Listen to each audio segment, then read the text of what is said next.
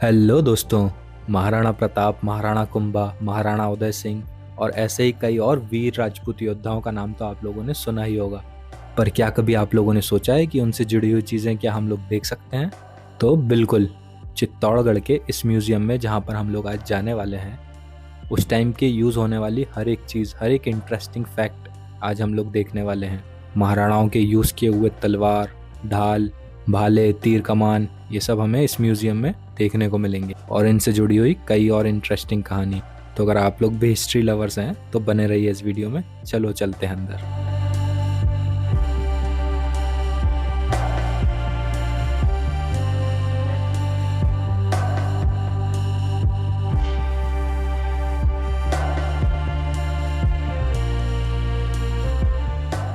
तो अभी हम लोग पहुंच चुके हैं फतेह प्रकाश महल में, जो कि उदयपुर के महाराणा फतेह सिंह जी ने 1884 से 1930 के बीच में बनवाया था। उसके बाद राजस्थान गवर्नमेंट ने 1986 में इसे म्यूजियम बना दिया और इस म्यूजियम की एंट्री टिकट प्राइस है 20 से 22 रुपए पर पर्सन। म्यूजियम में एंट्री करते ही सबसे पहले हमें देखने को मिलते हैं मेवाड़ के महाराणाओं की तस्वीरें, जैसे कि बप्पा रावल, उदय सिंह जी, महाराणा कुंभा और ऐसे ही अन्य शासकों की यहाँ पर तस्वीरें देखने को मिलती हैं। और फिर यहीं पर हमें देखने को मिलता है चित्तौड़गढ़ किले का एक मॉडल, जिसमें हमें दिखाई देता है विजय स्तंभ, कीर्ति स्तंभ, पद्मिनी पैलेस, कुंभा महल, गौमुख कुंड, जौहर स्थल और यहाँ पर घूमने वाली सभी एक जगह। और अगर आप लोग हिस्ट्री जानने में बहुत ज़्यादा इंटरेस्टेड हैं तो यहाँ पर आपको दीवालों पर सारे राजपूत महाराणाओं की पीढ़ी दर पीढ़ी डिटेल्स दी गई हैं, जहाँ पर आप महाराणा कुंभा जी, उदय सिंह जी, महाराणा प्रताप जी, बप्पा रावल और ऐसे ही सारे राजपूत शासकों के बारे में डिटेल्स में पढ़ सकते हैं। किसका शासनकाल कब से कब तक रहा, उन्होंने कितने युद्ध लड़े और सारी डिटेल्स आपको यहाँ पर देखने को मिल जाएंगी।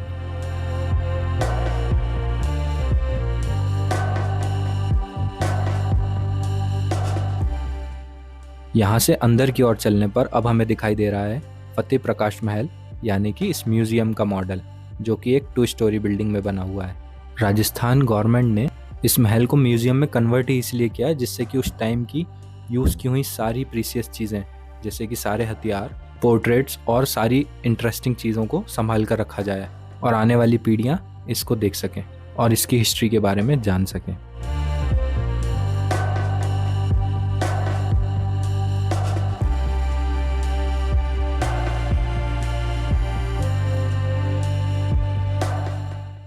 म्यूजियम के मेन हिस्से में पहुंचने से पहले अभी हम लोग पहुंच चुके हैं म्यूजियम के सेंटर पार्ट में, यानी कि कॉरिडोर में, जहां से म्यूजियम की इस बिल्डिंग का काफ़ी सुंदर नज़ारा देखने को मिलता है। बीच में एक काफ़ी प्यारा और सुंदर फाउंटेन भी दिया गया है। चलिए यहाँ से अंदर चलते हैं मेन म्यूजियम के अंदर।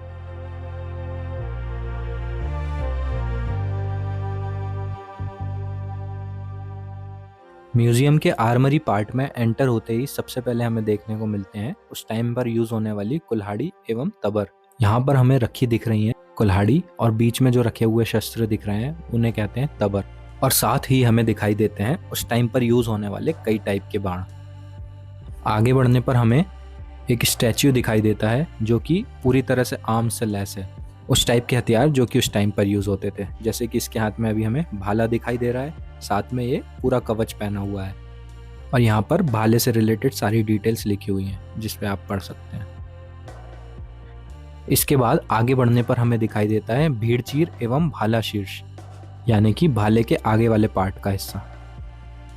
फिर आगे बढ़ने पर अभी हमें दिखाई दे रहा है जागनोल एवं परशु, जो कि एक टाइप की कुल्हाड़ी के शेप में होता था हथियार, जिसे परशु कहा जाता था। ये सारे हथियार उस टाइम पर राजपूतों द्वारा यूज किए जाते थे युद्ध में। यहाँ पर इतने टाइप के हथियार देखने को मिलते हैं जिनके बारे में आप लोग जानते भी नहीं होंगे। यूजुअली हम लोग सिर्फ मेन हथियारों के बारे में जानते हैं, जैसे तलवार, ढाल, तीर कमान, ये सब। बट यहाँ पर आपको कई टाइप के हथियार देखने को मिलते हैं और साथ ही कई टाइप की तलवारें भी देखने को मिलती हैं। अभी हम लोग आगे वीडियो में देखेंगे। ये देखिए, यहाँ पर कई टाइप की और कई साइजेस की तलवारें रखी गई हैं। जैसे कि इस बीच वाली तलवार में एक ऐसा हिस्सा भी है जिससे अपने हाथों को भी सेफ रखा जाता था। ऐसे ही पूरे म्यूजियम में इतने टाइप की तलवारें रखी गई हैं जिनके बारे में आप लोगों ने कभी नहीं पढ़ा होगा। चलिए आगे बढ़ते हैं और देखते हैं कई और टाइप की तलवारें एवं ढालें। इनमें से कुछ ढाल तो मगरमच्छ की स्किन की भी बनी होती थी।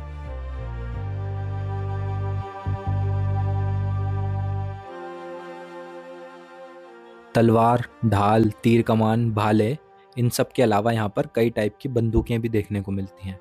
जैसे कि अभी हम लोग देख रहे हैं, यहाँ पर अलग अलग टाइप की बंदूकें रखी गई हैं जो कि उस टाइम पर यूज़ होती थी, और इनमें से कुछ बंदूकों का साइज़ तो 8 से 10 फीट तक भी है। अब आप लोग सोचिए कि इन बंदूकों को किस तरह चलाया जाता था और इनमें किस टाइप की बुलेट्स उस टाइम पर यूज़ की जाती होंगी। इनमें से कुछ बंदूकों को तोड़ेदार बंदूक भी कहा जाता था। इतने सारे टाइप की बंदूकों के बारे में तो कभी मैंने सोचा भी नहीं था। कुछ बंदूकें तो यहाँ पर इतनी लंबी हैं जो कि छत को टच कर रही हैं। अब सोचने वाली बात यह है कि इन बंदूकों को यूज़ किस तरह किया जाता था। अगर आप लोग जानते हैं इनके बारे में तो कमेंट्स में ज़रूर बताएं, क्योंकि देखकर मुझे तो बिल्कुल समझ नहीं आ रहा कि इन्हें यूज़ कैसे किया जाता था। यहाँ सामने रखी हुई छोटी छोटी तलवारें, जिन्हें संगीन कहते थे, उसे सर्कल के शेप में यहाँ पर प्रेजेंट करके दिखाया गया है, और बीच में रखी हुई है ढाल। और इसके बाद हमें देखने को मिलती हैं बंदूकों में यूज़ होने वाली नाल, यानी कि बैरल्स ऑफ गन। और इसके बाद फिर से देखने को मिलती हैं बहुत सारे टाइप की बंदूकें। भाई आप लोग सोच भी नहीं सकते यहाँ पर इतने टाइप की गन्स रखी हुई हैं। हो सकता है इनमें से कुछ राइफल्स और कुछ उस टाइम की स्नाइपर्स भी होती होंगी। आगे बढ़ने पर हमें दिखाई देते हैं अलग अलग टाइप की बारूददानियाँ, यानी कि गन पाउडर होल्डर्स। अब भाई गन्स यूज़ हो रही हैं तो बारूद यानी कि गन पाउडर तो यूज़ होता ही होगा। उसी के ठीक साइड में हमें देखने को मिलती हैं कई सारी पिस्टल्स, जिनमें से कुछ हैं टोपीदार पिस्टल्स, कुछ हैं रिवॉल्वर गन्स। तो भाई ऐसा नहीं है कि सिर्फ लंबी गन्स ही यूज़ होती थी, छोटी छोटी पिस्टल्स एंड रिवॉल्वर्स भी यहाँ पर देखने को मिलती। उसके बाद यहाँ पर संभाल कर रखे गए हैं उस टाइम पर यूज़ होने वाली ढाल एवं कटार। और उसके बाद आगे बढ़ने पर हमें देखने को मिलते हैं लोहे के बने हुए कवच और कई सारे स्टैच्यूज जो कि सारे हथियारों से लैस हैं, जैसे कि भाला, कवच, तलवारें जो कि उस टाइम पर यूज़ होती थी, वो सब यहाँ पर स्टैच्यू के रूप में दिखाया गया है। ये लोहे के कवच काफ़ी ज़्यादा भारी होते थे, जो कि युद्ध में तलवार एवं बाणों से मिलने वाले घावों से हमें बचाते थे। इन्हें देखकर ही लगता है कि इन्हें पहनकर लड़ना बहुत दूर की बात है, चलना भी कितना मुश्किल होता होगा। इसी से अंदाज़ा लगता है कि महाराणा लोग कितने वीर रहे होंगे, जो कि इतने भारी हथियारों को लेकर लड़ते भी थे। चलिए यहाँ से आगे बढ़ते हैं म्यूज़ियम के अगले हिस्से में। म्यूज़ियम के अगले हिस्से में हमें किले से जुड़ी हुई चीज़ें देखने को मिलती हैं, जैसे कि किला किस टाइप से बना है और उसकी दीवारें कैसी हैं।